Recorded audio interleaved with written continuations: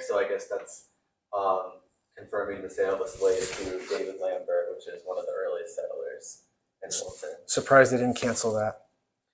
You know, I mean, everything got canceled. That's part of the reason why this show exists. I think history needs to at least be acknowledged, even when things weren't done correctly. That's why we learn from our history, so we don't do the same things in the future. You know, and I worry about that, and I think that's why we have to preserve our history and talk about the ugly parts of our history too, so people understand where we went wrong and how we learned from those mistakes. That's and then exactly right. There were old horse stables dating back to the colonial era that were back there, and we didn't have like a preservation institution in Wilton to protect those buildings, and they ended up getting torn down. Oh no! So that was like kind of what inspired like the first people from Wilton Historical to try to like Preserve. Right, exactly.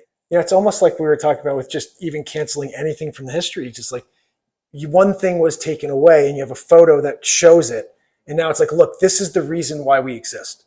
Because you've got to preserve all history. You can't get rid of things that you don't like. You let it all there because then you could tell your kids, what we did as a country 200, 300 years ago can't be on us, you know, but we need to learn from our mistakes. And I fear a world, I have young kids where they would say, oh, I didn't know that we did that horrible atrocity to the Indians or to African Americans or whatever it is. We need to understand how cruel people were 300 years ago.